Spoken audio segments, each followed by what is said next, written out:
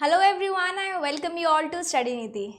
So SBI PO notification 2021 is out now and this is a very good opportunity. This is a golden opportunity for all of you to apply for this examination or to appear in the examination. तो ऐसे बहुत सारे aspirants हैं जो bank examination को crack करने का सपना तो रखते ही हैं, साथ ही साथ उनका एक सपना ये भी होता है कि हम बने तो सिर्फ SBI PO ही बने। हमारे मन में एक वो ड्रीम होता है, एक हम लोग किसी चीज़ को अगर फैसिनेशन से देखते हैं तो वो एग्जामिनेशन SBI PO रहता है in consideration of bank examination, right.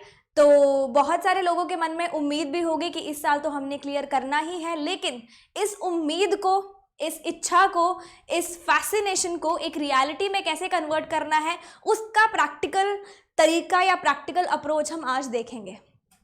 And since you all know notification सबने अच्छे से पढ़ लिया होगा, तो हमेशा की तरह, पिछली बार की तरह इस बार भी हम लोग कुछ डिस्कस करने वाले हैं जिससे आप लोगों को काफ़ी ज़्यादा हेल्प मिलेगी।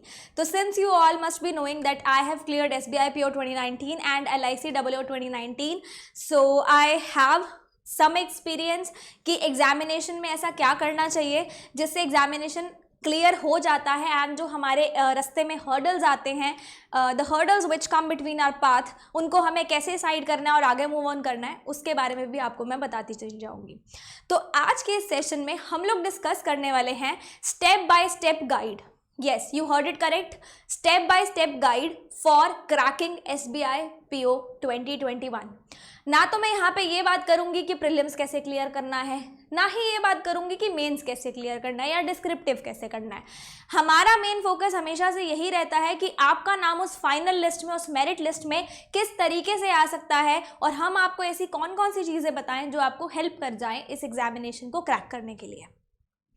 बात हम करने वाले हैं SBI PO 2021 की, और सबसे पहले हम लोग किस बारे में बात करेंगे कि हमारे पास एग्जामिनेशन के डेट्स क्या क्या हैं। एग्जामिनेशन हमारा बेसिकली 2 फेजेस में अभी हो रहा है। इंटरव्यू को मैंने यहाँ पे नहीं रखा है क्योंकि हमें इंटरव्यू में पर्सनल इंटरव्यू होता है, ग्रुप एक्सरसाइज होती है। रिटर्न हमारे 2 एग्जामिनेशंस रहते हैं, which is prelims examination phase 1 और second is mains examination which is phase 2। जो फेज़ 1 से क्लियर होता है वो फेज़ 2 में जाता है और जो फेज़ 2 से क्लियर होता है वो इंटरव्यू राउंड में जाता है, मतलब फाइनल अपने स्टेप तक पहुंच जाता है। ठीक है, हम लोग यहाँ पे रिटर्न एग्जामिनेशन के बारे में डिस्कस करने वाले हैं। प्रीलिम्स एग्जामिनेशन की डेट आपको नोटिफिकेशन में दी हुई है नवंबर और दिसंबर। प्रॉपर डेट हमें नहीं पता है, हम लोगों ने एक आइडिया ही लगाया है कि हो सकता है इतने दिन बाद आपका प्रीलिम्स हो जाए। मेंस आपका है दिसंबर में, तो अगर मैं मोटी मोटी सी बात देखूं, अक्टूबर अभी चल रहा है और आपका नवंबर या दिसंबर में है। नवंबर या दिसंबर का मतलब क्या है? नवंबर 15 के बाद कभी भी हो सकता है, दिसंबर फर्स्ट वीक में कभी भी हो सकता है। ऐसा नहीं होगा कि दिसंबर मिड में आपको प्रीलिम्स दे देंगे और दिसंबर एंड में आपको मेंस दे देंगे, ऐसा वो लोग नहीं करेंगे, है ना। मेंस में हमें एटलीस्ट 20 to 30 डेज मिलते ही मिलते हैं। अगर फर्स्ट वीक में होगा तो ये लास्ट वीक में डेफिनेटली जाने वाला है। तो यहाँ पे जो गाइड प्रिपेयर किया है मैंने, जो प्रैक्टिकल अप्रोच मैंने प्रिपेयर की है, वो मैंने इस तरीके से प्रिपेयर की है कि आपके पास लगभग 40 डेज हैं प्रीलिम्स के लिए, ठीक है, और लगभग 30 डेज है मेंस के लिए। अब यहाँ पे मैंने 40 और 30 क्यों लिखा है? क्योंकि काफ़ी लोग ऐसे होते हैं जिनकी शिफ्ट्स अलग अलग होती है, अलग अलग दिन पे एग्जामिनेशन होता है, तो ऐसा ना हो कि आपका आगे पीछे और मैं उस हिसाब से बना दूँ, क्योंकि अभी डेट्स भी नहीं आई हैं। तो एक ओवरऑल सिनेरियो क्रिएट करते हुए हम लोगों ने 40 डेज एंड 30 डेज के अकॉर्डिंग हमारा प्लान सेट किया है, ठीक है। अब हम बात करेंगे किसकी? पेपर पैटर्न की। पेपर पैटर्न जैसे आपको पता है हमारा प्रीलिम्स एग्जामिनेशन है, फेज 1 एग्जामिनेशन है, उसमें हमारे 3 सेक्शंस आते हैं। 3 सेक्शंस में हमारे पास क्या क्या रहता है? इंग्लिश लैंग्वेज रहती है, क्वांटिटेटिव एप्टीट्यूड रहता है और रीजनिंग एबिलिटी रहती है, जैसे हमारे बाकी PO एग्जामिनेशंस में, बाकी क्लर्क एग्जामिनेशंस में होता है, एक्सेप्ट RRB, है ना। तो हमारे पास इंग्लिश में नंबर ऑफ क्वेश्चंस 30, क्वांट में 35 और रीजनिंग में भी 35 रहेंगे एंड मैक्सिमम मार्क्स भी उतने ही हैं, मतलब हर एक क्वेश्चन 1-1 नंबर का होगा। टोटल हमारा 100 नंबर का पेपर होगा, 100 क्वेश्चन होंगे और सेक्शनल हमारे पास टाइमिंग है 20-20 मिनट्स के तीनों सेक्शन होंगे। मतलब एक सेक्शन पहले खुल जाएगा, फिर वो बंद हो जाएगा, फिर आपको दूसरा सेक्शन करना पड़ेगा, फिर दूसरा सेक्शन बंद होने के बाद तीसरा सेक्शन खुलेगा। तो आपको सेक्शन वाइज टाइमिंग अलॉट किया है। And for me from my side, my point of view, this is the best thing to do. जैसे आरआरबी में हमारे पास कॉम्पोजिट टाइमिंग होती है, हमें एक माइंड में स्ट्रैटेजी बनानी पड़ती है कौन सा सेक्शन पहले करें। यहाँ पे सबके पास इक्वल अपॉर्चुनिटी होती है, 20 मिनट सबको मिले हैं, जो ज़्यादा अच्छे से कर लेगा वो ज़्यादा अच्छे से आगे निकल जाएगा, राइट। 100 नंबर का पेपर, 100 क्वेश्चन और 1 घंटे का पेपर होगा। मेंस एग्जामिनेशन की मैं अगर बात करूँ, सबसे पहले हमारे पास रीजनिंग एंड कंप्यूटर एप्टीट्यूड यहाँ पे आता है। कंप्यूटर एप्टीट्यूड को आप कंप्यूटर अवेयरनेस से नहीं कंफ्यूज करेंगे अपने आप को। यहाँ पे कंप्यूटर का आपको सवाल नहीं पूछा जाता है। जो भी हमारे रीजनिंग के लॉजिकल सवाल होते हैं, जैसे कुछ इनपुट आउटपुट के आ जाते हैं, कुछ डायग्रामेटिक फॉर्म में आ जाते हैं, तो वो हमारा कंप्यूटर एप्टीट्यूड में रहता है। रेस्ट आप जो रीजनिंग करते ही हो वही हमारी कंप्यूटर एप्टीट्यूड है, जैसा आप कर रहे हो वैसा ही आपको करना है। 45 क्वेश्चंस रहेंगे 60 मार्क्स के, कुछ क्वेश्चन 1 नंबर के, कुछ क्वेश्चन 1.5 नंबर के, कुछ 2 नंबर के, तो वो मार्किंग हमें नहीं पता होती। कई बार हमें पेपर में मार्किंग बता दी जाती है कि ये क्वेश्चन 2 नंबर का है, ये क्वेश्चन 1 नंबर का है, लेकिन काफ़ी सारे केसेस में क्वेश्चन पेपर में भी ब्रैकेट में मार्किंग नहीं दी होती, तो आपको खुद ही डिसाइड करना होता है आपको कौन सा क्वेश्चन अटेम्प्ट करना है। 1 घंटे का आपको सेक्शनल टाइमिंग मिलेगा। रीजनिंग का सेक्शन के लिए आपको अलग से 1 घंटा मिलेगा। डेटा एनालिसिस एंड इंटरप्रिटेशन मतलब कौन सा सेक्शन आएगा, 35 क्वेश्चंस रहेंगे और 60 मार्क्स के होंगे। सिमिलर पैटर्न है, कुछ क्वेश्चन 1 नंबर के, कुछ 2 के और कुछ 1.5 के। आपको हो सकता है ब्रैकेट में मार्किंग दी जाए, हो सकता है ना दी जाए। 45 मिनट्स की आपके पास सेक्शनल टाइमिंग रहेगी। जनरल अवेयरनेस जीए हम जो करते हैं उसके 40 क्वेश्चन आएंगे 40 नंबर के, और इंग्लिश लैंग्वेज में हमारे पास 35 क्वेश्चंस हैं, 40 मार्क्स के रहेंगे और इनकी सेक्शनल टाइमिंग्स इनके आगे आगे दी हुई है। इन शॉर्ट हमारे पास 155 क्वेश्चंस रहेंगे मेंस एग्जामिनेशन में, 200 मार्क्स रहेंगे मैक्सिमम और 3 घंटे का पेपर होगा। अब क्योंकि SBI PO है तो इसमें डिस्क्रिप्टिव भी आता है। डिस्क्रिप्टिव पेपर हमारा वो पेपर होता है जिसमें हमें लेटर और ऐसे राइटिंग करनी होती है। अब करनी पेपर पेन पे नहीं होती है, कंप्यूटर पे टाइपिंग करनी होती है हमारे डिस्क्रिप्टिव सेक्शन की। डिस्क्रिप्टिव आपका आता है SBI PO में 50 नंबर का, 50 मार्क्स का आता है। और यहाँ पे आपको 2 टाइप के क्वेश्चन मिलते हैं, टाइप्स ऑफ क्वेश्चन। एक आपके पास आता है लेटर राइटिंग और एक आपके पास आता है एसे राइटिंग, ठीक है। 2 क्वेश्चंस आपको अटेम्प्ट करने होते हैं और टोटल हमारे पास डिस्क्रिप्टिव 50 नंबर का होता है। मेरे को ऐसे इसकी इंडिविजुअल मार्किंग अभी नहीं याद है, बट इन टोटल 50 मार्क्स का ही आपका पेपर बनेगा। लेटर में भी आपके पास 3-4 ऑप्शन आते हैं, उसमें से एक ऑप्शन आपको करना होता है। ऐसे राइटिंग में भी आपके पास 3-4 ऑप्शन आते हैं, क्वेश्चंस आते हैं, उसमें से एक क्वेश्चन आपको करना होता है, ठीक है।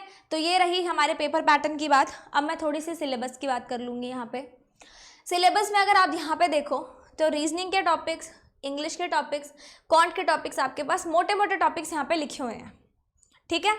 मोटे मोटे टॉपिक्स मतलब जो ऐसे अंदर अंदर घुस के नहीं बता रही हूँ। जैसे मान लो एवरेज है तो इसमें प्रॉब्लम ऑन एजेस भी आ जाता है, और टाइम डिस्टेंस स्पीड है तो उसमें हमारे पास प्रॉब्लम ऑन ट्रेन्स भी आ जाता है। तो इस हिसाब से मोटे मोटे टॉपिक्स यहाँ पे दिए हुए हैं। आप एक बार इसको सिलेबस को अच्छे से देख लीजिए, फिर आगे मैंने बाइफर्केशन कर रखी है सिलेबस की, मैं उसमें आपको अच्छे से समझा दूंगी, ठीक है। एक बार सिलेबस देख लो। सबसे पहले हम बात करेंगे रीजनिंग की। रीजनिंग में हमारे पास क्या क्या चीज़ें आती हैं इसके बारे में बात करेंगे। सबसे पहले हम लोगों ने रीजनिंग को 2 पार्ट्स में डिवाइड किया है। एक हमारे पास सेक्शन आता है पजल्स एंड सिटिंग अरेंजमेंट्स का, और एक हमारे पास आता है मिसलेनियस जिसमें बाकी के टॉपिक्स रहते हैं। पजल एंड सिटिंग अरेंजमेंट्स हमारे पास 9 टाइप्स की होती हैं। जैसे हम लोग पढ़ते हैं कि लीनियर सिटिंग अरेंजमेंट होती है, सर्कुलर सिटिंग अरेंजमेंट होती है, रेक्टेंगुलर, ट्रायंगुलर, हेक्सागोनल, और floor based, flat based, building based, और हमारे पास कौन कौन सी होती है, बॉक्स बेस्ड, टैग बेस्ड। तो ये जो पजल्स होती हैं, जितने भी इसके टोटल टाइप्स होते हैं, टोटल 9 टाइप्स होते हैं इसके पजल्स के। पीछे मैंने ऑलरेडी मेंशन किए थे, अदरवाइज आप गूगल भी करोगे तो आपको सारे टाइप्स मिल जाएंगे। तो 9 टाइप्स की पजल एंड सिटिंग अरेंजमेंट्स आती हैं हमारे पास। जैसे ऐसे सर्कल दिया होगा, ऐसे हमें लोगों को बिठाना होता है, या फिर एक बिल्डिंग है, बिल्डिंग में हमें बताना होता है कि कौन सा बंदा कौन से फ्लोर पे रहता है। उस हिसाब की जो अरेंजमेंट्स होती हैं वो पजल एंड सिटिंग अरेंजमेंट के अंडर आती हैं। मिसलेनियस में हमारे पास 2 चीज़ें रहती हैं। सबसे पहले जो हमारे टॉपिक्स आ गए, जैसे अल्फा न्यूमेरिक सीरीज़ और alphabet test, order and ranking, distance, and direction, input output, और उसके बाद हमारे पास रहता है कोडिंग डिकोडिंग। तो इस टाइप के हमारे पास टोटल 10 टॉपिक्स रहते हैं जो मैंने पिछले आपको स्लाइड में दिखा दिए थे। इसके अलावा हमारे पास लॉजिकल क्रिटिकल रीजनिंग होती है जिसमें स्टेटमेंट इन्फ्रेंस के क्वेश्चंस आते हैं। आपको एक पैराग्राफ दिया होगा, उसमें आपको सेंट्रल आइडिया बताना होगा, या मैं कहूँ कि एक 3-4 लाइनें दी होंगी, उसके नीचे 3-4 ऑप्शन होंगे, आपको बताना होगा कि इन लाइंस को पढ़ के आप क्या इन्फरेंस यहाँ से इससे निकाल पा रहे हो, या कौन सा स्टेटमेंट वीक है, कौन सा स्टेटमेंट स्ट्रॉन्ग है। तो ये बेसिकली रीजनिंग हमारी दिमाग की रीजनिंग होती है कि जो चीज़ आप समझ के कर सकते हो, आपकी समझ यहाँ पे परखी जाती है, ठीक है। तो इस टाइप के क्वेश्चन हमारे पास रीजनिंग में आते हैं। अब बात अगर मैं करूँ क्वांट्स की, क्वांट्स में हमारे पास 3 बाइफर्केशंस हो जाती हैं, जिसमें पहली बाइफर्केशन हमारे पास रहती है DIN कैसलेट्स की, डेटा इंटरप्रिटेशन एंड कैसलेट्स। तो डेटा इंटरप्रिटेशन हमारे पास कितने टाइप्स का होता है? 6 टाइप्स का होता है। नॉर्मल मतलब लाइन होता है, पाई चार्ट वाला होता है, और रडार वाला होता है ना। इस टाइप के हमारे पास टोटल 6 टाइप के डेटा इंटरप्रिटेशंस होते हैं। रेस्ट अर्थमेटिक बेस्ड कुछ भी आ सकती है, प्रोबेबिलिटी बेस्ड DI आ सकती है, और टाइम डिस्टेंस स्पीड बेस्ड आ सकती है, बोट एंड स्ट्रीम बेस्ड आ सकती है। जितने भी अर्थमेटिक के टॉपिक होते हैं उन पे बेस्ड डेटा इंटरप्रिटेशन बन सकती है, लेकिन मेन हमारे पास 6 टाइप की होती है। जैसे बार ग्राफ भी होता है कि उनमें से एक, तो ये आप गूगल करोगे तो आपको मिल जाएंगे। केसलेट्स जो होती है, केसलेट्स एक पैराग्राफ फॉर्म में होती हैं। पैराग्राफ में से हमें डेटा एक्सट्रैक्ट करना होता है और उसके अकॉर्डिंग हमें बाकी के क्वेश्चन सॉल्व करने होते हैं, या वैल्यूज हमें बतानी होती है। This is about DIN केसलेट्स। अब आते हैं अर्थमेटिक के टॉपिक्स।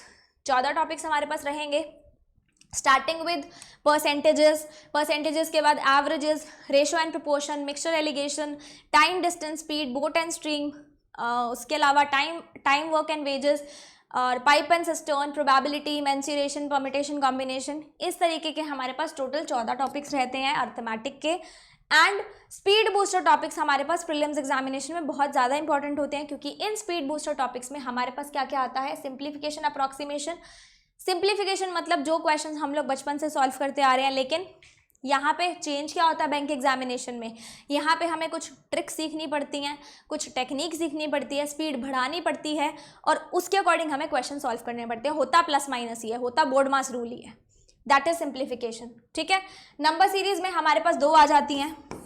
मिसिंग नंबर फाइंड करना होता है, और रॉन्ग नंबर जो सीरीज के अकॉर्डिंग गलत नंबर जा रहा है उसको फाइंड करना होता है। क्वाड्रेटिक इक्वेशन भी हम लोग पढ़ते आ रहे हैं, बट वही फ़र्क है, यहाँ पे अलग मेथड हमें सीखने पड़ते हैं जिससे हम कम से कम टाइम में क्वेश्चन को सॉल्व कर पाएँ, ठीक है। ओके, अब मैं बात करूँगी इंग्लिश की। तो इंग्लिश को भी हमने 3 पार्ट्स में डिवाइड किया है। सबसे पहला पार्ट मैं आपको बताऊँगी रीडिंग, सेकेंड पार्ट हमारा है वोकैबुलरी, एंड थर्ड पार्ट हमारा है ग्रामर एंड अदर टॉपिक्स। सबसे पहले रीडिंग बहुत ज़रूरी है, क्योंकि इंग्लिश में हमारे पास जितना भी पेपर आता है, चाहे प्रीलिम्स की बात करूँ चाहे मेंस की बात करूँ, उसमें अगर हमारी रीडिंग बहुत ज़्यादा वीक है ना, तो हमारा पेपर सॉल्व ही नहीं होगा। क्यों? क्योंकि जब तक हमें रीडिंग की हैबिट नहीं होगी, हम लोग रीडिंग कॉम्प्रिहेंशन नहीं कर पाएंगे। अब रीडिंग की हैबिट होने से ये मतलब नहीं है कि आप सिर्फ पढ़ते जा रहे हो, आपको कॉम्प्रिहेंड करना आना चाहिए चीज़ों को। अगर आपने थर्स्टी क्रो वाली स्टोरी सुनी होगी, तो थर्स्टी क्रो हमने जब बचपन में सुनी थी तो हम लोग रट्टा लगाते थे कि there was a thirsty crow, उसको पानी पीना था, उसने कंकड़ ढूंढे, उसने पॉट के अंदर डाले, है ना। तो वो हम लोग रट्टा लगवाते थे, लेकिन हमें समझ आ गई थी वो स्टोरी कि उस कौवे ने क्या किया था, उस क्रो ने क्या किया था। उसी तरीके से रट्टा नहीं लगाना। आप अगर कोई लाइन पढ़ रहे हो तो उस लाइन का मतलब आपको समझ में आना चाहिए। जैसे मैं बोलती हूँ माय नेम इज स्मृति, तो आपको समझ में आ रहा है कि मैं क्या बोलना चाह रही हूँ, कि मेरा नाम स्मृति है। बट अगर मैं इसकी ऑपोजिट चीज़ बोलूँ, आप पढ़ते जा रहे हो माय नेम इज स्मृति, आपको समझ कुछ नहीं आ रहा है, ऊपर से जा रहा है, तो इंग्लिश का पेपर पास नहीं होगा। कॉम्प्रीहेंड करना मतलब समझना चीज़ों को। रीडिंग हैबिट अगर आपकी है, तो रीडिंग हैबिट से मेरा मतलब है कि जो चीज़ आप पढ़ रहे हो उस चीज़ को आप अच्छे से समझ रहे हो। रीडिंग कॉम्प्रीहेंशन और एडिटोरियल्स इसके अंदर आते हैं। सबसे पहले रीडिंग कॉम्प्रीहेंशन के हमारे पास यहाँ पे क्वेश्चंस आते हैं पेपर में। एडिटोरियल्स मैंने इसलिए यहाँ पे लिखा है क्योंकि जो भी हमारे पास आरसीज आते हैं या पैराग्राफ्स आते हैं, उनका जो रोल होता है या वो जिस चीज़ से एक्सट्रैक्ट होके आते हैं वो एडिटोरियल्स होते हैं। जो हम लोग न्यूज़पेपर में एडिटोरियल्स पढ़ते हैं ना डेली के, आर्टिकल्स पढ़ते हैं, तो आर्टिकल्स का ही जो सिमिलर चीज़ होती है वो रीडिंग कॉम्प्रिहेंशन में एज अ क्वेश्चन बना के हमें दी जाती है। तो यहाँ पे दोनों चीज़ों को मैंने इंक्लूड किया है। नेक्स्ट चीज़ वोकैबुलरी। वोकैबुलरी रीडिंग से ही एसोसिएट होती है। रीडिंग करते हुए आपको किसी वर्ड का मतलब नहीं समझ में आ रहा है तो आप उसको पढ़ेंगे, उसको समझेंगे, उसको याद रखेंगे और इस तरीके से आपकी वोकैबुलरी बिल्डअप होती जाएगी। रोज़ के आप 10 नए वर्ड्स भी सीख लोगे तो भी आपकी वोकैबुलरी अच्छी खासी हो जाएगी, क्योंकि वोकैबुलरी में रट्टा मारने की ज़रूरत नहीं होती है। वोकैबुलरी में सिर्फ एक चीज़ की ज़रूरत होती है कि अगर आपको लाइन समझ में आ गई, उसका मीनिंग समझ में आ गया, तो वो जो वर्ड बीच में अटक रहा है ना वो भी आपको समझ में आ जाएगा। फिर एग्जैक्ट मीनिंग नहीं पता होता लेकिन 90-80% उसका मीनिंग पता होता है, तो वोकैबुलरी ऐसे स्ट्रांग होने आपकी अपने आप लग जाती है। अगली बात मैं करूँ grammar and other topics. Grammar में हम टॉपिक्स पढ़ते हैं एडजेक्टिव्स, वर्ब्स, एडवर्ब्स। ये कहाँ काम आती हैं? टॉपिक्स में काम आती हैं। जैसे आपके पास फिलर्स आते हैं, है ना, आपके पास पैराग्राफ कंप्लीशन आते हैं, आपके पास रीअरेंजमेंट आते हैं, है ना, रीअरेंजमेंट आते हैं। तो ऐसे जो टॉपिक्स होते हैं उसमें ग्रामर का ही रोल होता है। जब तक आपकी ग्रामर स्ट्रांग नहीं है आपको ये वाले टॉपिक्स भी सॉल्व करने नहीं आएंगे। तो ये 3 पार्ट्स की बाइफर्केशन हमारे पास यहाँ पे रहती है इंग्लिश के अंदर। अब यहाँ पे हमने सिलेबस की बात तो कर ली अच्छे से। अब नेक्स्ट मैंने जो स्टेप बाय स्टेप गाइड बनाया है वो दोनों एस्पिरेंट्स के लिए बनाया है, जैसे हमेशा से हम लोग करते आ रहे हैं। एक जो बच्चे बिगिनर हैं, जिन्होंने तैयारी अभी कुछ ही टाइम पहले शुरू की है, जिन्होंने SBI PO की नोटिफिकेशन के बाद किताबें खोली हैं वो, और दूसरे वो जिन्होंने बहुत अच्छे से तैयारी की है, काफ़ी सारे पेपर भी दिए हैं, सिलेबस भी कंप्लीट है और वो अपनी प्रैक्टिस मोड में होना है कि कोई भी पेपर आए निकालना है। अब तो सिलेबस करना था, जो करना था हो गया।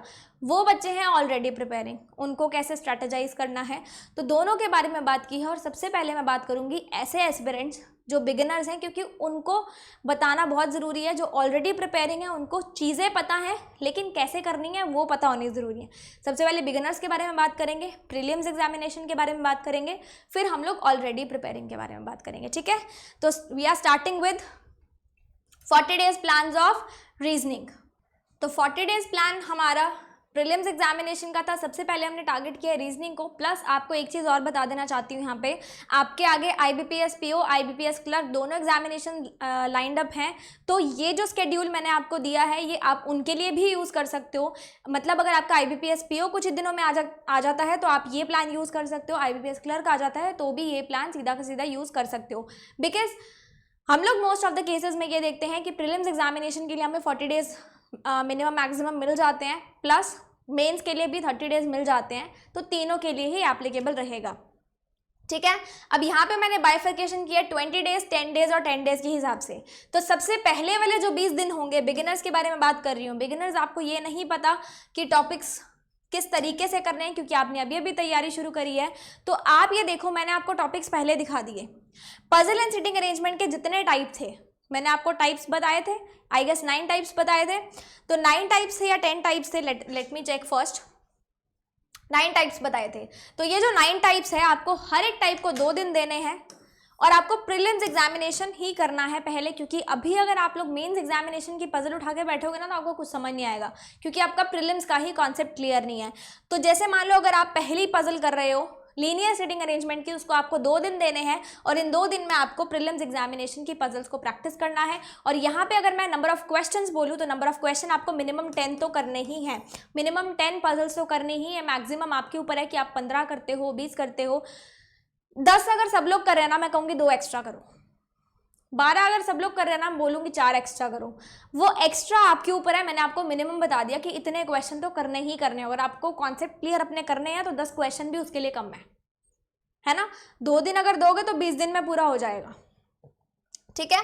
और बाकी जो टॉपिक्स हमारे पास हैं प्रीलिम्स लेवल के ही करने हैं आपको सबसे पहले, और हर एक टॉपिक को आपको 2 दिन देने हैं। अगर आप अल्फा न्यूमेरिक सीरीज कर रहे हो 2 दिन करो, अल्फाबेट टेस्ट कर रहे हो 2 दिन करो, डायरेक्शन एंड डिस्टेंस कर रहे हो 2 दिन उसको डिवोट करो, प्रीलिम्स एग्जामिनेशन के क्वेश्चंस आप क्लियर करो, कॉन्सेप्ट क्लासेस देखो और अपने जो डाउट्स हैं वो क्लियर करो, क्वेश्चंस आप प्रैक्टिस करो। अगर मैं नंबर ऑफ क्वेश्चंस की बात करूँ तो जैसे कुछ क्वेश्चंस में सेट होते हैं, लाइक अल्फा न्यूमेरिक सीरीज होते हैं, तो आप 10 सेट आराम से कर सकते हो उसके। एंड अगर मैं नंबर ऑफ क्वेश्चंस जैसे डिस्टेंस एंड डायरेक्शन, या मैं बोलूँ कि ब्लड रिलेशन के क्वेश्चंस हैं तो नंबर ऑफ क्वेश्चन 15 से 20 आपको बनाने ही चाहिए, क्योंकि ये मिनिमम टाइप है। अगर मैं बोलूँ 5-10 क्वेश्चन बना लो तो बहुत कम है, ऐसे एग्जामिनेशन क्लियर नहीं होते हैं। अगले 10 दिन, इन 20 दिन के बाद आने वाले जो 10 दिन हैं उसमें आप पजल एंड सिटिंग अरेंजमेंट के ईच टाइप मतलब जो मैंने आपको वहाँ टाइप्स बताए थे, प्रीलिम्स के टाइप को 1 दिन देना है। जैसे आप आज स्क्वायर सिटिंग अरेंजमेंट कर रहे हो तो स्क्वायर को 1 दिन देना है प्रीलिम्स एग्जामिनेशन के क्वेश्चंस प्रैक्टिस करने के लिए। एंड मेंस को भी पर डे करना है, मतलब प्रीलिम्स को भी टारगेट करना है और मेंस को भी करना है। अब यहाँ पे जैसे वहाँ पे मैंने आपको 2 दिन के लिए बोला था, आपके कॉन्सेप्ट क्लियर हो गए, तो यहाँ पे पर डे आपको प्रीलिम्स भी करना है और मेंस भी करना है। नंबर ऑफ क्वेश्चंस आप अपने ऊपर रख सकते हो कि मेंस के आप दो पजल ही बना रहे हो, प्रीलिम्स के आप 5-6 पजल्स ही बना रहे हो, बट उतनी बना लेना जिससे आपको लगे कि थोड़ी स्पीड भी आ गई और आपको लगे आपका कॉन्सेप्ट भी अच्छे से क्लियर हो गया है। ठीक है, मेंस के 2 सेट काफ़ी रहेंगे आपको यहाँ पे, और प्रीलिम्स के यार 10 क्वेश्चन तो बना ही लेना, इजीली बन ही जाते हैं, ज़्यादा टफ नहीं होते हैं। बाकी हर एक टॉपिक को आपको कॉन्सेप्ट आपने क्लियर कर लिए है, प्री और मेंस आपको पर डे बेसिस पे करना है। अब वहाँ पे मैंने आपको बोला था 15-20 क्वेश्चन करने हैं या 10 सेट करने हैं, तो आप उन दोनों को बाइफरकेट करके बोल सकते हो कि मेरे को प्रीलिम्स के अगर 10 क्वेश्चन करने हैं तो मैं मेंस के 5 क्वेश्चन बना के भी चला सकता हूँ काम। मुझे प्रीलिम्स के 10 सेट करने हैं तो मेंस के 5 कर लो, मुझे प्रीलिम्स के 15 क्वेश्चन करने हैं तो मेंस के आप 7 से 8 क्वेश्चन कर लो, तो भी बात बन जाएगी आपके लिए, क्योंकि अभी आपने स्टार्ट किया है। नेक्स्ट, लास्ट के 10 दिन एग्जामिनेशन से पहले आपको कुछ नहीं करना, प्रैक्टिस और मॉक टेस्ट करने हैं बस। कोई नया टॉपिक नहीं छेड़ना, जो हो गया हो गया, जितना कवर अप हो गया हो गया। अकॉर्डिंग टू मी अगर मैं होती तो मैंने अपने टाइम पे सिर्फ मॉक टेस्ट दिए थे एग्जामिनेशन से पहले, बट अगर आपको लगता है आपको प्रैक्टिस की भी नीड है तो आपको प्रैक्टिस भी करनी है और साथ ही साथ मॉक टेस्ट भी टारगेट करने ही करने हैं। इन 10 दिनों में आप कुछ नया नहीं करोगे। This was all about reasoning. अब अगली मैं बात करूँगी क्वांट की। क्वांट में देखो, तो क्वांट्स में फिर से 40 डेज का प्लान है। यहाँ पे मैंने 20, 10, 10 ऐसे बाइफिकेशन नहीं करी है, मैंने 30 और 10 की बाइफिकेशन करी है, क्योंकि क्वांट में हमारे पास टॉपिक ज़्यादा हैं। प्लस मैंने आपको पिछले यहाँ पे बोला है कि मॉक टेस्ट और प्रैक्टिस, तो मॉक टेस्ट का शेड्यूल मैं आपको इस शेड्यूल के बाद बताऊंगी, प्री मेंस के शेड्यूल के बाद। Mock test for prelims examination, mock test for mains examination, दोनों का ही बताऊंगी। ठीक है, तो स्टे ट्यून्ड। अब देखिए, पहले 30 दिन, अभी जो 1 महीना है हमारे पास, उसमें अर्थमेटिक का हर एक टॉपिक, क्योंकि 14 टॉपिक्स हमारे पास हैं, हर एक टॉपिक को आपको 2 दिन देने हैं और 2 दिन में आपको अपने बेसिक्स क्लियर करने हैं, आपको अपने प्रीलिम्स लेवल क्वेश्चंस क्लियर करने हैं। हर एक टॉपिक के मैं आपको ये बोलूँगी कि आप एटलीस्ट 20 क्वेश्चंस तो बना ही लो, क्योंकि इससे कम बनाओगे तो नैया नहीं पार होने वाली है ना। जितने ज़्यादा क्वेश्चन बनाओगे उतनी ज़्यादा आपको क्लैरिटी मिलेगी। आपको कॉन्सेप्ट भी क्लियर करना है, आपको क्वेश्चन भी प्रैक्टिस करने हैं। एटलीस्ट 20 क्वेश्चन तो प्रैक्टिस आपको करने पड़ेंगे डेली बेसिस पे। ठीक है, अर्थमेटिक के हर एक टॉपिक के। उसके बाद ये मैं प्रीलिम्स की बात कर रही हूँ, आपको मेंस यहाँ पे टारगेट नहीं करना है। प्रीलिम्स हो जाए अपने लिए उतना ही बहुत है अभी के लिए। डीआई और कैसलेट, हर टाइप की डीआई कैसलेट जो मैंने आपको पीछे बताई थी, उसको 2 दिन देने हैं। मतलब जैसे अगर आप लाइन ग्राफ कर रहे हो तो 2 दिन के लिए लाइन ग्राफ प्रैक्टिस करोगे, बार ग्राफ कर रहे हो तो 2 दिन के लिए बार ग्राफ प्रैक्टिस करोगे। इस हिसाब से आपको हर एक टाइप को कवर करते हुए जाना है। हर एक टाइप अगर आप कवर करोगे तो आप मान के चलो आपको एटलीस्ट प्रीलिम्स लेवल की 7 to 8 DI caselet per day basis पे बनानी है। ठीक है, जो ज़्यादा बनाए दी बेस्ट, कम नहीं बनानी। स्पीड बूस्टर टॉपिक्स हमारे पास हैं, number series, quadratic equation, simplification, approximation. ये आपको डेली बेसिस पे रखना है जब तक आपका मेंस एग्जामिनेशन हो नहीं जाता, या मैं बोलूँ आपको डेली बेसिस पे रखना है जब तक आपका सिलेक्शन नहीं हो जाता। ठीक है, और इन स्पीड बूस्टर टॉपिक्स में आपके पास आता है सिंप्लीफिकेशन आता है, आपके पास आता है नंबर सीरीज, आपको सीखना भी पड़ेगा पहले, आपके पास आता है क्वाड्रेटिक इक्वेशन। डेली बेसिस पे आप सिंप्लीफिकेशन के 20 क्वेश्चंस करने वाले हैं, 20 से 25 क्वेश्चंस। नंबर सीरीज के आप दोनों नंबर सीरीज प्रैक्टिस करेंगे, मिसिंग भी और रॉन्ग भी, मिसिंग भी और रॉन्ग भी। ठीक है, मिसिंग के भी आपको 15 क्वेश्चन प्रैक्टिस करने हैं, रॉन्ग के भी आपको 15 क्वेश्चन प्रैक्टिस करने हैं। क्वाड्रेटिक इक्वेशन के आप 15 क्वेश्चन प्रैक्टिस कर सकते हो डेली बेसिस पे। ये आपको तब तक करना है जब तक आपका सिलेक्शन नहीं हो जाता। This is a must thing, क्योंकि यहाँ से ही आपको क्या बनेगी, स्पीड बनेगी, एक्यूरेसी भी यहीं से आती है। ठीक है, आई होप यहाँ तक क्लियर होगा। और लास्ट के 10 दिन वही हर चीज़ मैं वही रखूंगी लास्ट के 10 दिन में, only practice and mock test. Mock test का आपको मैं बाद में बता दूंगी proper schedule day wise, and practice जिसको लगता है कि मेरे को और क्वेश्चंस प्रैक्टिस करने हैं, मॉक टेस्ट भी कर लूँगा, प्रैक्टिस भी कर लूँगा, तो वो दोनों चीज़ें कर सकते हैं। लेकिन पहले 30 दिन आपको प्रीलिम्स का ही टारगेट करना है, क्योंकि आपको अपने कॉन्सेप्ट्स भी क्लियर करने हैं।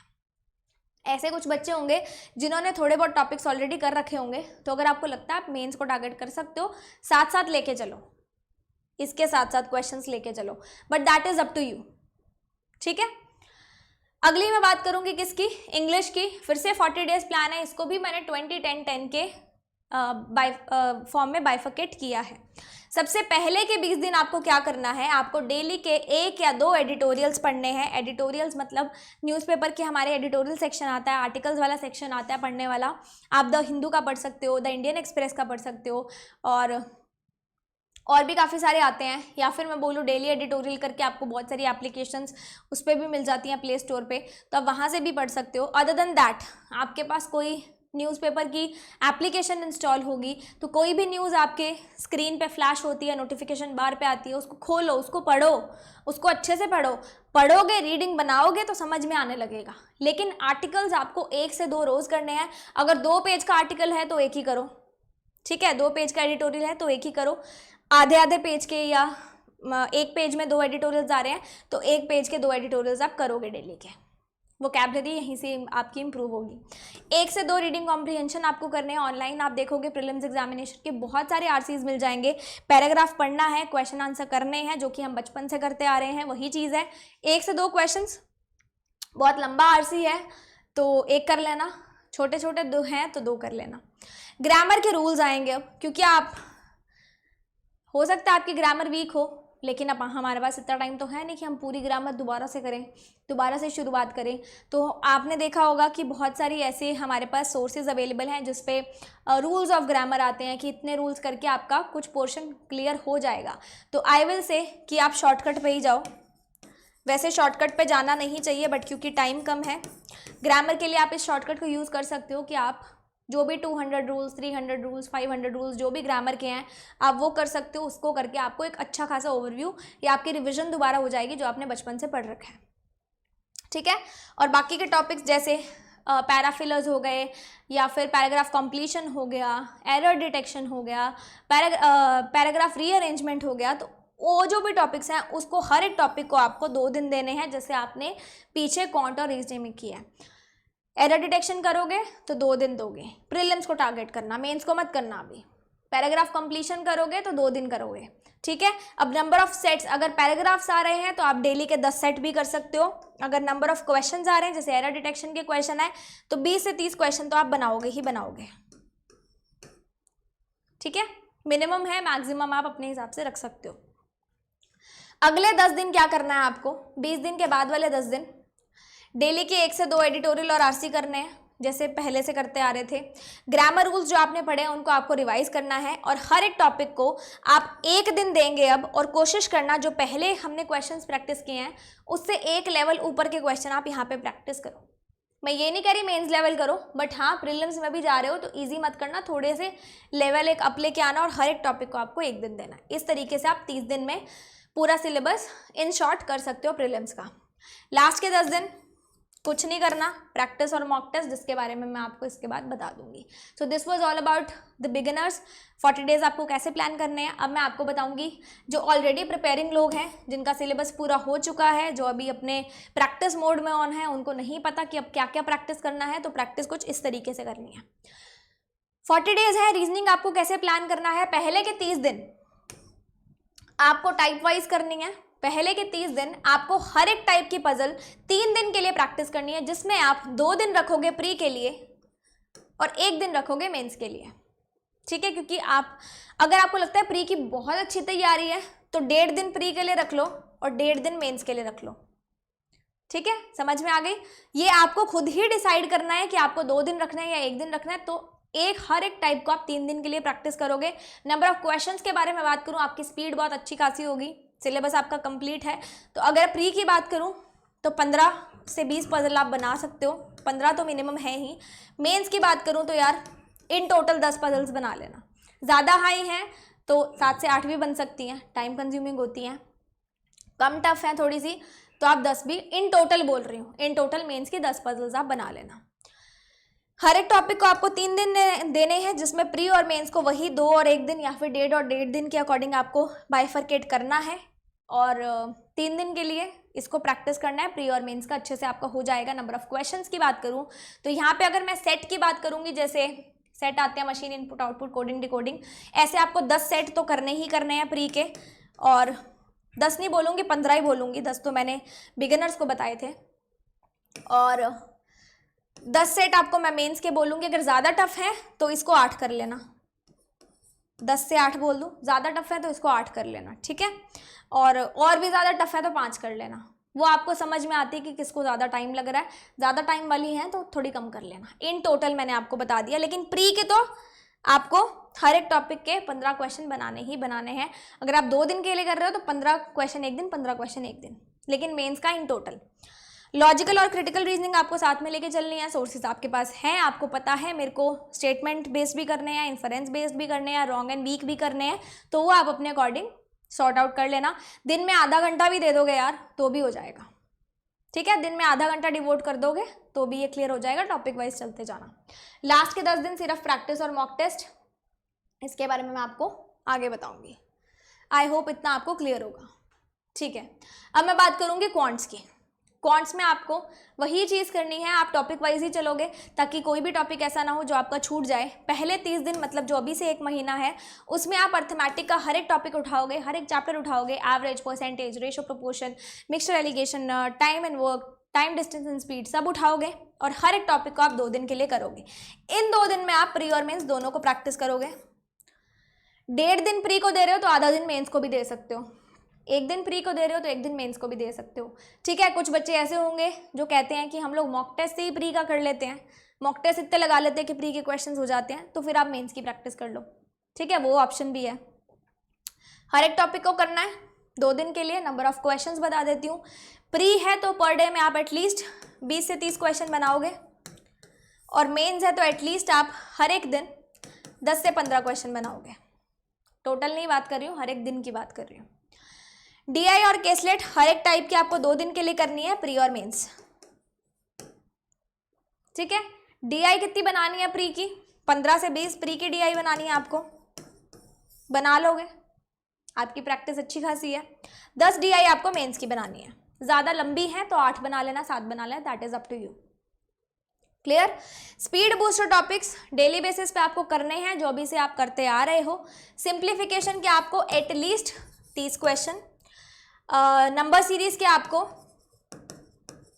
25 क्वेश्चन, एटलीस्ट 25 क्वेश्चन, और क्वाड्रेटिक इक्वेशन के भी आपको एटलीस्ट 25 क्वेश्चन डेली बेसिस पे बनाने हैं। ये आप तब तक करोगे जब तक आपका सिलेक्शन नहीं हो जाता, ठीक है। बढ़ा सकते हो, घटाना मत। क्लियर? ओके। 10 डेज जो आखिरी के बच रहे हैं उसमें हम लोग या तो प्रैक्टिस करेंगे या तो मॉक टेस्ट करेंगे, और अगर आप ऑलरेडी प्रिपेयरिंग हैं तो ये वाला ऑप्शन आप काट देना, मॉक टेस्ट पे ज़्यादा ध्यान देना, ठीक है। That is my personal experience.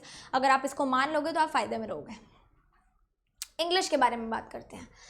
पहले के 30 दिन आपको क्या करने हैं? सारे टॉपिक्स मतलब para completion, error detection, para fillers, connectors, जो भी वाले हमारे टॉपिक्स होते हैं प्री और मेंस के आपको करने हैं, ठीक है। सारे टॉपिक्स आप देख लेना कितने कितने दिन में डिवाइड हो रहे हैं और कितनी कितनी वेटेज है सबकी।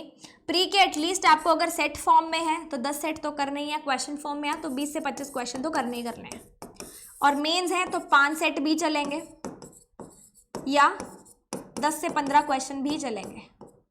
क्वेश्चन है तो that only depends upon the formation of the question.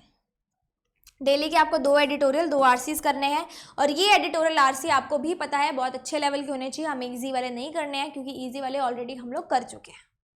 अच्छे लेवल के business articles, economy articles, financial articles, या कोई भी अलग जिसमें वोकैबुलरी अच्छी यूज हुई है वो वाले आर्टिकल्स करने हैं, वो वाली आरसीज करनी है।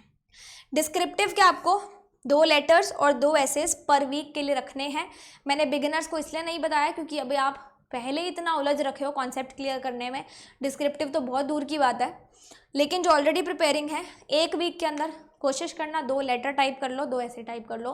क्वेश्चंस आपको भर भर के इंटरनेट पे मिल जाएंगे, अदरवाइज प्रीवियस ईयर क्वेश्चंस निकाल लेना, ठीक है।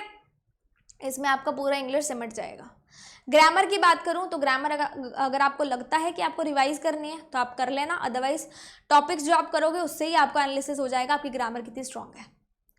लास्ट के 10 दिन मैं आपको बोलूँगी मॉक टेस्ट ही देना, प्रैक्टिस इतनी मत करना, बट एज योर विश, जिसको प्रैक्टिस करनी है वो प्रैक्टिस करे, जिसको मॉक टेस्ट करनी है वो मॉक टेस्ट करेगा। This is all about the prelims plan. अब मैं मेंस प्लान की बात करूंगी, और मेंस प्लान मैंने बिगिनर्स और ऑलरेडी प्रिपेयरिंग का एक ही प्लान बताया है, नंबर ऑफ क्वेश्चंस बाइफिकेशन में अलग अलग कर दूंगी, ठीक है, क्योंकि अब कॉन्सेप्ट दोनों की क्लियर है। मेंस का देखते हैं, तो मेंस के लिए हमारे पास 30 डेज है। सबसे पहले हम बात करेंगे रीजनिंग की। 30 डेज का बाइफिकेशन हमने किस तरीके से किया है, wait for a second, 18-12, I guess यहाँ कुछ कंफ्यूजन हुई है, 18, 12 एंड 7 ज़्यादा एक्सीड हो रहा है ना ये, ओके, सो यहाँ पे थोड़ी सी कंफ्यूजन थी, ये एक्सीड हो रहे हैं। दिस इज 7 डेज, लिखने में मिस्टेक हो गई है, एंड दिस इज 5 डेज, ठीक है। इसके अकॉर्डिंग हम लोग देखेंगे क्या हमारा शेड्यूल रहने वाला है। तो मेंस है, दोनों ही एस्पिरेंट्स के लिए सेम ही रहने वाला है। सबसे पहले के 18 दिन आपको क्या करना है, ईच टाइप ऑफ पजल जो आपने पहले प्रैक्टिस करी है, अब आपको सिर्फ और सिर्फ मेंस लेवल प्रैक्टिस करनी है 2 दिन के लिए। सिर्फ और सिर्फ मेंस लेवल क्वेश्चन करने हैं हर एक टाइप के। लाइन डी लीनियर अरेंजमेंट कर रहे हो 2 दिन करोगे, सर्कुलर कर रहे हो 2 दिन करोगे। जो बिगिनर्स हैं मैं आपको बोलूँगी कि आप 5 से 7 सेट ही बनाना, क्योंकि SBIP हो गए थोड़े टफ होते हैं। और जो ऑलरेडी प्रिपेयरिंग है उनको मैं बोलूँगी कि आप लोग एटलीस्ट 10 सेट बना लेना। अगर ज़्यादा टफ है तो ये 3 से 4 पे भी आ सकती है और ये 5 पे भी आ सकती है, ठीक है। आप लोग बात समझ रहे हो ना, कि अगर आप ऑलरेडी प्रिपेयरिंग हो आपको एक स्टेप आगे ही चलना है बिगिनर से। ईच टॉपिक आपको 2 दिन प्रैक्टिस करना है। अगर बिगिनर्स की बात करूँ तो आपको मेंस लेवल क्वेश्चंस हैं, आपको 10 से 15 क्वेश्चन तो करने ही करने हैं। क्वेश्चंस की बात कर रही हूँ, सेट हैं तो आप 5 से 7 सेट लगा सकते हो। और अगर जो ऑलरेडी प्रिपेयरिंग हैं उनको एटलीस्ट 20 से 25 क्वेश्चन करने हैं। सेट की बात करूँ तो आपको मिनिमम 10 सेट तो लगाने ही हैं, ठीक है। लॉजिकल रीजनिंग दोनों जने करेंगे, ऑलरेडी प्रिपेयरिंग ने पहले भी प्रैक्टिस कर ली है, अब आप और ज़्यादा क्वेश्चंस प्रैक्टिस कर लेना डेली बेसिस पे। पहले आधा घंटा दे रहे थे तो अब 1 घंटा दे लेना, और जो बिगिनर्स हैं वो आधा घंटा भी प्रैक्टिस कर लोगे तो भी चलेगा, ठीक है। अगले 7 दिन आपको हर एक टाइप की पजल सीटिंग अरेंजमेंट प्रैक्टिस करनी है, 1 दिन देना है। अब यहाँ पे 9 टाइप्स हैं और दिन 7 हैं, तो वो आप एडजस्टमेंट कर लेना कौन सा टाइप आपको क्लब करके करना है, ठीक है, ओके। तो 1 दिन दोगे। बिगिनर्स जो भी हैं वही बोलूँगी 5 से 7 सेट, और जो ऑलरेडी प्रिपेयरिंग है वो 10 सेट करेंगे, वही सेम क्वेश्चंस चलेंगे। ईच टॉपिक को आपको 1 दिन देना है, ठीक है। क्लब कर लेना टॉपिक्स जो भी 2-3 हैं, और नंबर ऑफ क्वेश्चंस हमारे पास सेम ही रहने वाले हैं। लॉजिकल रीजनिंग भी जो ऑलरेडी प्रिपेयरिंग है आप 1 घंटा दे लेना, और जो बिगिनर्स हैं वो आधा घंटा के लिए प्रैक्टिस करेंगे, जितने क्वेश्चंस हो गए, ठीक है। अब हम बात करेंगे लास्ट के 5 दिन आपको कुछ भी प्रैक्टिस नहीं करना, कुछ भी मॉक टेस्ट नहीं लगाना, सिर्फ आपको करंट अफेयर्स पे फोकस करना है, इंग्लिश की रीडिंग करनी है और अपने MCQs करने हैं, बस दैट्स इट। इसके अलावा कुछ फालतू नहीं करना।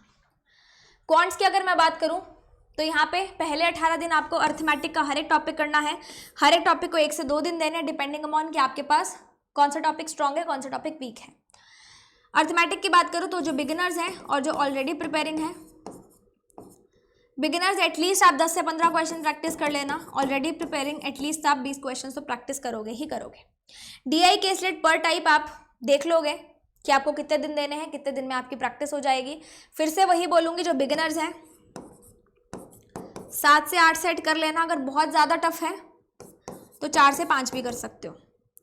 ऑलरेडी प्रिपेयरिंग है 10-11 सेट बना लेना, अगर ज़्यादा टफ है तो 8 सेट भी बना सकते हो, ठीक है, लेकिन आपको एक स्टेप ज़्यादा ही चलना है। स्पीड बूस्टर टॉपिक्स जो मैंने आपको पहले बताए थे वो कंटिन्यू रखने हैं, उसमें कोई भी चेंज आपको नहीं करना है। अगले 7 दिन आपको हर एक टॉपिक को 1 दिन देना है, पहले 1 से 2 दिन दिए थे। नंबर ऑफ क्वेश्चंस हमारे पास सेम ही रहने वाले हैं, DI केसलेट भी हमारे पास सेम ही रहने वाली हैं। आप ये है कि मेंस की कम कर सकते हो, क्योंकि आपको प्री मेंस 1 दिन, अच्छा, आपको मेंस की आप इसलिए कम कर सकते हो क्योंकि आपको DI केसलेट दोनों करने हैं, ठीक है। तो अगर DI के 3 क्वेश्चन बनाए, केसलेट के 3 क्वेश्चन बना लो, इस अकॉर्डिंग आप कर लेना। अगर सिर्फ DI बनानी है तो DI के आपके पास इतने क्वेश्चंस तो बन जाएंगे। स्पीड बूस्टर टॉपिक्स आपको वैसे ही करने हैं जैसे आप करते आ रहे हो, और लास्ट के 5 दिन आपको कुछ नहीं छेड़ना, सिर्फ करंट अफेयर्स, MCQs एंड अपनी रीडिंग, नथिंग एल्स। लास्ट में बात करूंगी इंग्लिश की मेंस एग्जामिनेशन के लिए। पहले 18 दिन आपको क्या करना है, सारे टॉपिक्स करने हैं, आपको अपने लेवल पे करने हैं। कैसे आप पूरे करोगे 18 दिन में? बिगिनर्स के लिए number of questions, already preparing के लिए नंबर ऑफ क्वेश्चंस फॉर्मेट में है तो 10 से 15 क्वेश्चन करोगे, 20 से 25 क्वेश्चन करोगे। सेट फॉर्मेट में है तो आप कर लोगे 5 से 7 सेट, आप कर लोगे 10 सेट। ठीक है, डेली के 2 एडिटोरियल, 2 आरसीज, मेंस लेवल होने चाहिए, हाई क्वालिटी आर्टिकल्स होने चाहिए। डिस्क्रिप्टिव के पर वीक आपको 4 लेटर लिखने हैं, 4 ऐसे लिखने हैं, दोनों के लिए 4 लेटर हर हफ्ते, 4 ऐसे। 2 दिन में करना है 2 दिन में करो, 3 दिन में करना है 3 दिन में करो, संडे को करना है संडे को करो, that is up to you. ठीक है, अगले 7 दिन आ जाओ, सारे टॉपिक्स आपको करने हैं कवर। नंबर ऑफ क्वेश्चंस आप कम कर सकते हो बट आपको 7 दिन में सारे टॉपिक्स कवर करने ही करने हैं। डेली के 2 एडिटोरियल, 2 आरसीज सेम रखना है। डिस्क्रिप्टिव के पर वीक 3 लेटर और 3 ऐसे करने हैं, क्योंकि 50 नंबर का डिस्क्रिप्टिव आता है, काफ़ी हैवी मार्किंग रहती है उसकी भी। लास्ट के 5 दिन आपको कुछ नहीं करना, सिर्फ सीए, रीडिंग और MCQs, no mock test, nothing much.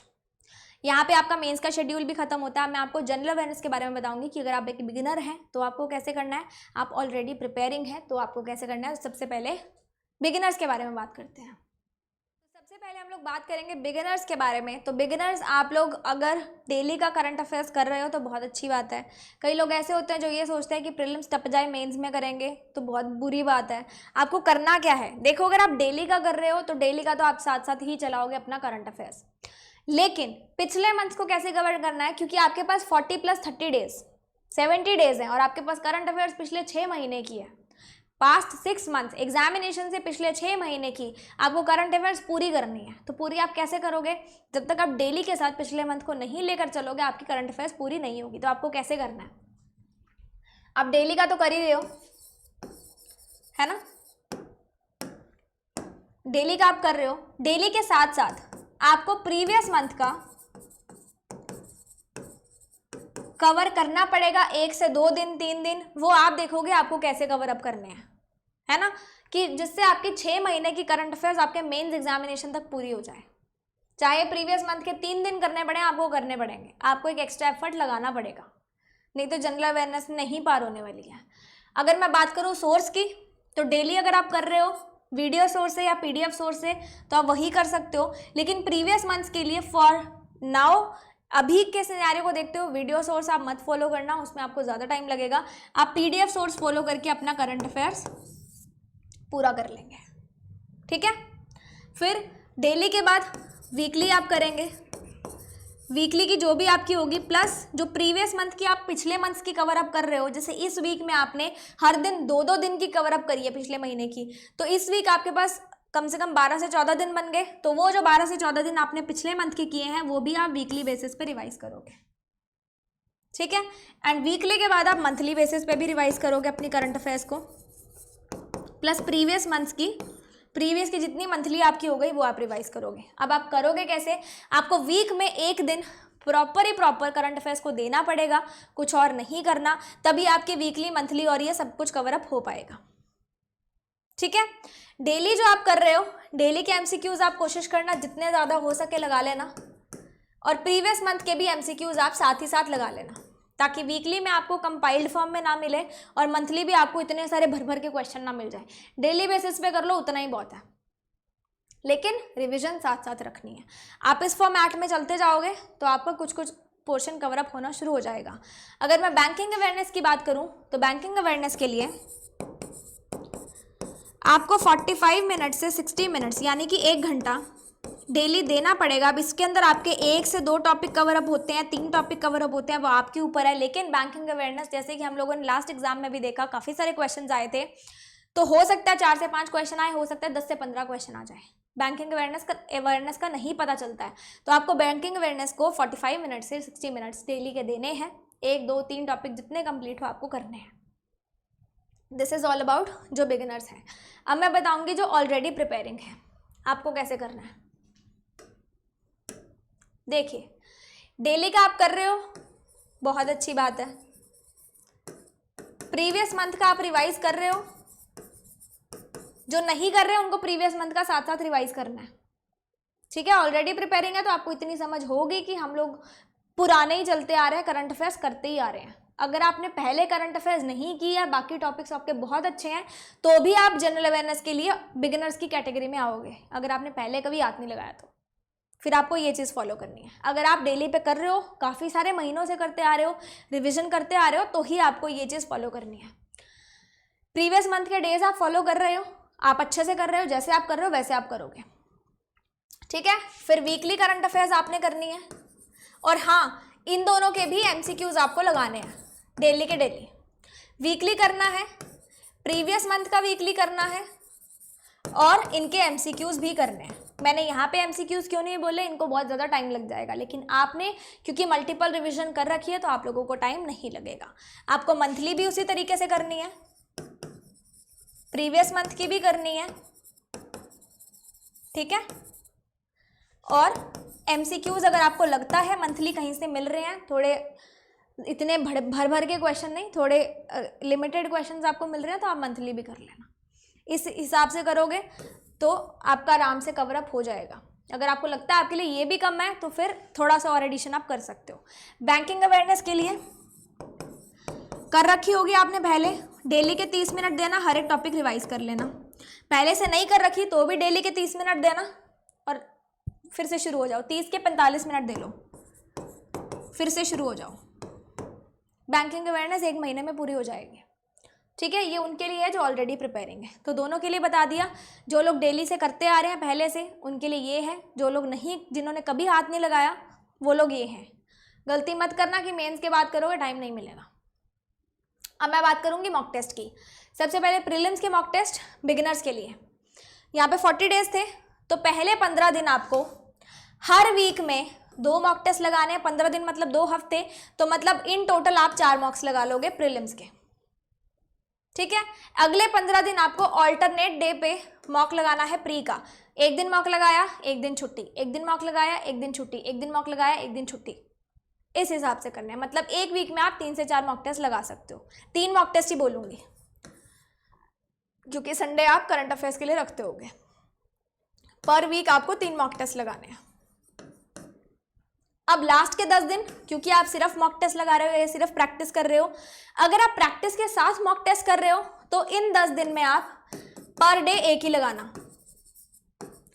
अगर आप प्रैक्टिस नहीं कर रहे हो तो पहले 5 दिन आप लोग 1 मॉक टेस्ट प्री का डेली लगाओगे, और अगले 5 दिन आपको 2 मॉक टेस्ट प्री के डेली लगाओगे। मॉक टेस्ट बढ़ाने हैं क्योंकि एग्जामिनेशन की फीलिंग आएगी, स्पीड बढ़ेगी, एक्यूरेसी बढ़ेगी, प्रैक्टिस हो जाएगी, एग्जामिनेशन में डर नहीं लगेगा। प्रैक्टिस कर रहे हो तो डेली का 1 मॉक टेस्ट, सिर्फ और सिर्फ मॉक टेस्ट कर रहे हो तो ये चीज़। ऑलरेडी प्रिपेयरिंग के लिए अगर मैं बताऊं तो आप लोग देते आ रहे हो पहले से ही। पहले के 15 दिन आपको 1 प्री का मॉक टेस्ट डेली करना है, और मेंस का mock test thrice a week, या मैं इसको बोल दूं ट्वाइस अ वीक कर लेना। हफ्ते में 2 दिन, इसको ट्वाइस कर लो, ठीक है। यहाँ पे वंस और ट्वाइस दोनों ऑप्शन दूंगी, थ्राइस तो ज़्यादा हो जाएगा अभी आपके लिए। मेंस के mock test twice a week आपको देने हैं, 1 हफ्ते में 2, मतलब टोटल यहाँ पे आप 4 मॉक टेस्ट दे लोगे। मेंस के 1 मॉक टेस्ट डेली देना है, और मेंस के आप 1 से 2 मॉक टेस्ट पर वीक दे सकते हो, डिपेंडिंग अपॉन, क्योंकि आपका प्रीलिम्स एग्जामिनेशन बहुत पास में आ रहा है। मैं कहूँगी 2 ही देना, क्योंकि फिर आपको सिर्फ और सिर्फ प्री पे ही फोकस करना है। अगले 10 दिन प्रैक्टिस मत करना। पहले 5 दिन आप 2 मॉक टेस्ट करोगे डेली, अगले 5 दिन आप 3 मॉक टेस्ट करोगे डेली। जिसके पास 2-3 वेबसाइट से मॉक टेस्ट हैं या काफ़ी सारे ample number of mock test हैं, वो तो ये फॉलो कर लेंगे। जिनके पास नहीं है तो आप फिर प्रैक्टिस कर लेना और मॉक टेस्ट कर लेना, ठीक है। जितने मॉक टेस्ट हैं उनको आप अपने अकॉर्डिंग बाइफरकेट कर लेना। मैं ये नहीं बोलूँगी अलग अलग वेबसाइट से खरीदना शुरू कर दो, क्योंकि हमारे पास हो सकता है सोर्सेज लिमिटेड हो। तो अगर सोर्सेज लिमिटेड हैं तो फिर आप प्रैक्टिस करो, लेकिन टाइमर लगा के करो, ठीक है। ओके, अब मैं मेंस की बात करूँगी। तो सबसे पहले बिगिनर्स के लिए पहले 11 दिन में आपको सिर्फ 3 मॉक टेस्ट करने हैं मेंस के। फिर अगले 12 दिन में आपको 4 मॉक टेस्ट करने हैं मेंस के। फिर अगले 7 दिन आपको कोई मॉक टेस्ट नहीं करना है। Clear, very simple. और ऑलरेडी प्रिपेयरिंग के लिए पहले 11 दिन आपको मेंस का mock test every second day के बाद करना है। एक दिन आपने मॉक टेस्ट दिया, अगले दिन एनालिसिस किया, फिर छुट्टी करना, फिर मॉक टेस्ट देना, एनालिसिस करना, फिर छुट्टी करना, फिर मॉक टेस्ट देना, एनालिसिस करना, फिर छुट्टी देना। मतलब हफ्ते में आपको 2 मॉक टेस्ट देने होंगे, ठीक है, हफ्ते में 2 मॉक टेस्ट देने होंगे, तो आपके भी 3 ही बन जाएंगे। इन 12 दिन में आप ऑल्टरनेट डे पे मॉक टेस्ट दोगे अगर आपको लगता है आपकी प्रैक्टिस अच्छी खासी हो गई, नहीं तो आप एक दिन मॉक टेस्ट देना, एक दिन अच्छा ऑल्टरनेट ही हो गया ना, तो ऑल्टरनेट ही रखना, नहीं तो फिर वही बात बन जाएगी। 6 मॉक टेस्ट आपके यहाँ से हो जाएंगे, अगले 7 दिन आपको कुछ भी नहीं करना। क्लियर? मॉक टेस्ट भी मैंने आपको समझा दिया, शेड्यूल भी समझा दिया। अब कट ऑफ के बारे में थोड़ी सी डिस्कशन कर लेते हैं। 2020 की जो कट ऑफ आई थी हमारी प्रीलिम्स एग्जामिनेशन की, वो 100 में से कुछ इस तरीके से थी, और मेंस एग्जामिनेशन की 250 में से कुछ इस तरीके की थी। 250 मतलब डिस्क्रिप्टिव ऐड होके आया था, इसमें मेंस प्लस डिस्क्रिप्टिव दोनों ऐड था।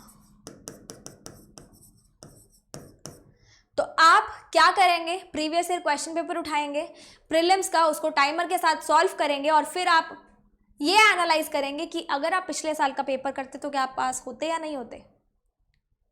आप अपनी परफॉर्मेंस यहाँ से एनालाइज करेंगे, तभी कट ऑफ देखने का फ़ायदा होता है। पिछले साल की कट ऑफ देखने का इसलिए फ़ायदा नहीं होता पिछले साल कितनी गई थी इस साल कितनी जाएगी, नहीं। कट ऑफ देखने का फ़ायदा ये होता है कि पिछले साल का पेपर उठाओ, उसको अटेम्प्ट करो टाइमर लगा के, फिर देखो कि कितने नंबर आ रहे हैं। अगर कट ऑफ से 15 नंबर ऊपर आ रहे हैं, you are doing really well. Cut off पे ही खड़े हो, इम्प्रूवमेंट रिक्वायर्ड। कट ऑफ से बहुत नीचे हो, बहुत मेहनत करनी है, ठीक है। सिमिलर फॉर मेंस, मेंस के क्वेश्चंस उठाना, प्रीवियस पेपर उठाना, डिस्क्रिप्टिव छोड़ दो, 200 में से ही देख लेना। 200 नंबर का पेपर मिल जाए तो ठीक है, जितने नंबर का भी पेपर मिले देख लेना, और फिर एनालाइज करना आपके कितने नंबर आ रहे हैं, ठीक है। प्रीवियस ईयर क्वेश्चन पेपर उठाओगे, प्रैक्टिस करोगे, कट ऑफ से कंपेयर करोगे। ये था हमारा कट ऑफ का सिनारियो। तो कुछ इस तरीके से हर कैटेगरी की गई थी। अब हम कुछ एक बहुत ही इंटरेस्टिंग चीज़ के बारे में बात करने वाले हैं। सो आई होप आपको हमारा कोर्स के बारे में पता होगा, विच इज़ ऑन स्टडी नीति एप्लीकेशन। हमारी एप्लीकेशन है, उस पर जो कोर्स चल रहा है प्री और मेंस का, basic to advance, basic to high level का कोर्स, उसमें हमने सारे टॉपिक्स कवर कराए हैं for quants, reasoning and English, and सारी कॉन्सेप्ट क्लासेस अवेलेबल हैं। काफ़ी सारे क्वेश्चंस हमने प्रैक्टिस किए हैं। तो जो भी ऐसे एस्पिरेंट्स हैं जिनको नहीं पता, जिनको लगता है कि हमें फ्री की वीडियोस देखनी है, पेड अफोर्ड नहीं कर पा रहे हो, तो आपको वहाँ से कंटेंट अच्छा खासा मिल जाएगा, एंड आप अपनी कॉन्सेप्ट क्लासेस, अपने कॉन्सेप्ट अच्छे से कवर अप कर सकते हो। और लिंक भी जो है मैं उसको डिस्क्रिप्शन में डाल दूंगी, डिस्क्रिप्शन में आपको लिंक मिल जाएगा, तो वहाँ से क्लिक करके सारी की सारी कॉन्सेप्ट क्लासेस देख सकते हो SBI PO के लिए। नाउ ऐसे काफ़ी सारे एस्पिरेंट्स होंगे जिनको ये नहीं पता होता कि क्वेश्चंस करने कहाँ से हैं, कितने क्वेश्चंस करने हैं, या फिर काफ़ी सारे ऐसे एस्पिरेंट्स होंगे जिन्होंने जो मेरा पिछला शेड्यूल है वो देखा होगा और उनको बहुत ज़्यादा लगा होगा, है ना, उनको उस शेड्यूल से कुछ अलग चाहिए, तो वो ऑप्शन भी हमारे पास है, प्रैक्टिस के लिए भी और नए शेड्यूल के लिए भी। Just what you have to do, studyneeti.com पे जाओगे, ऐसा एक होम पेज आपको दिखेगा हमारी वेबसाइट का। उसके बाद आपको जाना है PDF कोर्स पे, ठीक है। PDF कोर्स में आपको मिलेगी SBI PO cracker quiz. Cracker quiz में हमारे पास क्या है, ये प्रॉपरली एक टेस्ट फॉर्म में है, बाइलिंगुअल फॉर्मेट में है, हिंदी में इंग्लिश में आपको क्वेश्चंस मिलेंगे। वेबसाइट पे, एप्लीकेशन पे आपको दोनों पे क्वेश्चंस मिल जाएंगे, ठीक है। एंड ये शेड्यूल वाइज रहेगा, ये डे वाइज रहेगा, जिसमें हम लोगों ने 30 डेज प्रीलिम्स का कोर्स रखा है, 20 डेज मेंस का कोर्स रखा है। मतलब यहाँ पे आपको प्रैक्टिस क्वेश्चंस मिलेंगे, हर एक टाइप के क्वेश्चन, चाहे जितनी टाइप की पजल हैं सब कवर हो जाएंगे डेली बेसिस पे। जैसे आप यहाँ पे देख सकते हो, आपको Day 1 पे तीनों सब्जेक्ट्स का मिल रहा है, Day 2 पे आपको तीनों सब्जेक्ट्स का मिल रहा है, Day 3 पे आपको तीनों सब्जेक्ट्स का मिल रहा है। तो ऐसा हमारे पास पूरा का पूरा शेड्यूल जो है 30 दिन तक प्रीलिम्स एग्जामिनेशन का चलेगा। So consider it as an examination, as a test, जैसे आप सेक्शनल मॉक टेस्ट देते हो, ठीक है। सिलेबस भी यहाँ से आपका सारा पूरा हो जाएगा। तो जिनको मेरा पिछला शेड्यूल नहीं पसंद आया, कई हो सकते हैं, वो इसको भी फॉलो कर सकते हैं। 30 days for pre and 20 days for mains, आप यहाँ से पूरा का पूरा शेड्यूल डाउनलोड कर सकते हो। कोर्स हमारा 50 डेज का है। फिर से बताऊंगी कि आप ये मत सोचना कि क्वालिटी कॉम्प्रोमाइज़ है, क्वेश्चंस पूरे नहीं होंगे, सारे के सारे क्वेश्चन पूरे होंगे, प्रॉपर एग्जामिनेशन लेवल के होंगे, हिंदी में होंगे, इंग्लिश में होंगे, वेबसाइट में होंगे, एप्लीकेशन में होंगे। तो आप यहाँ से बहुत अच्छे से प्रैक्टिस कर सकते हो अपनी डेली बेसिस पे, ठीक है। अब आपको ये कैसे लेना है या आप इसको कैसे एक्सेस कर सकते हो, यहाँ पे एक ऑप्शन हमारे पास है 12 अक्टूबर 12 मिडनाइट तक का ऑप्शन बता रही हूँ। प्लान्स पे आप जाओगे, यहाँ पे एक मॉक सब्सक्रिप्शन का आपको प्लान दिख रहा है। मॉक सब्सक्रिप्शन के प्लान पे आप क्लिक करोगे तो आपको ये 500 रुपीज़ का मॉक टेस्ट दिख रहा है। इसमें मैं आपको बताऊंगी कौन कौन से मॉक टेस्ट अवेलेबल है। सबसे पहले 1 साल की वैलिडिटी है इस पैकेज की, बाइलिंगुअल फॉर्मेट में है, हिंदी में है, इंग्लिश में है, वेबसाइट पे भी मिल जाएगा और एप्लीकेशन पे भी मिल जाएगा, लैपटॉप पे करो, मोबाइल पे करो, किसी पे भी करो। तो अगर आप 12 अक्टूबर 12 मिडनाइट तक मॉक टेस्ट सब्सक्रिप्शन लेते हो, ये 1 साल की वैलिडिटी रहेगी इसकी, तो आपको SBI PO cracker quiz series free में मिलेगा, ठीक है। और आने वाले जितने भी क्विज क्रैकर क्विज हैं, IBPS PO, IBPS clerk, SBI PO, तीनों आपको फ्री में मिल जाएंगे अगर आप ये वाला मॉक टेस्ट खरीद लेते हो तो, ठीक है। इन केस अगर आप ये नहीं लेते हो, फिर क्रैकर क्विज आपको अलग से लेनी पड़ेगी। अलग से लोगे तो इट विल, मतलब एक कॉस्ट बेनिफिट रेशो देखो तो यहाँ से लेना, फ्री लेना, वो ज़्यादा आपको सही पड़ेगा। और 12 अक्टूबर मिडनाइट 12 के बाद पेड हो जाएगा, फिर आपको फ्री नहीं मिलेगा। अब इस पैकेज के अंदर क्या क्या अवेलेबल है, अगर आप हमारे होम पेज पे जाओगे, होम पेज पे आपको यहाँ पे बहुत सारे टैब दिख रहे हैं। जितने टैब दिख रहे हैं, जितने यहाँ पे एग्जामिनेशन है, सबके मॉक टेस्ट आपको अवेलेबल रहेंगे उस 1 साल के पैकेज के लिए, बाइलिंगुअल फॉर्मेट में, हिंदी में, इंग्लिश में। न्यू इंटरफेस भी मिलेगा आपको, जो कि अभी चल रहा है हमारा RRB वाला, ठीक है, वो भी मिलेगा आपको। एंड वेबसाइट पे, एप्लीकेशन दोनों पे मिल जाएगा। प्लस 2021 के तो मॉक टेस्ट इसमें है ही, 2020 यानी पिछले साल के मॉक टेस्ट भी हैं, तो आपके पास ample number of mock test हैं प्रैक्टिस करने के लिए for pre as well as for mains. जितने टैब दिख रहे हैं सभी आपको अगले 1 साल तक सारे के सारे मॉक टेस्ट आपको फ्री मिलेंगे if you are going to purchase that 500 rupees mock test package. Plus 12 October midnight 12 तक आपको PO क्रैकर क्विज भी फ्री मिलेगा, और आने वाली IBPS PO, IBPS क्लर्क, दोनों की क्रैकर क्विज सीरीज फ्री में मिलेगी। सो आई होप आपको ये शेड्यूल भी अच्छा लगा हो। एंड किसी को मॉक टेस्ट का सोर्स जानना था तो मॉक टेस्ट का सोर्स भी जान लिया, किसी को क्लासेस का सोर्स जानना है, स्टडी नीति ऐप पे पूरा कोर्स चल रहा है, लिंक आपको डिस्क्रिप्शन में मिल जाएगा, वहाँ से आप कोर्स देख सकते हो।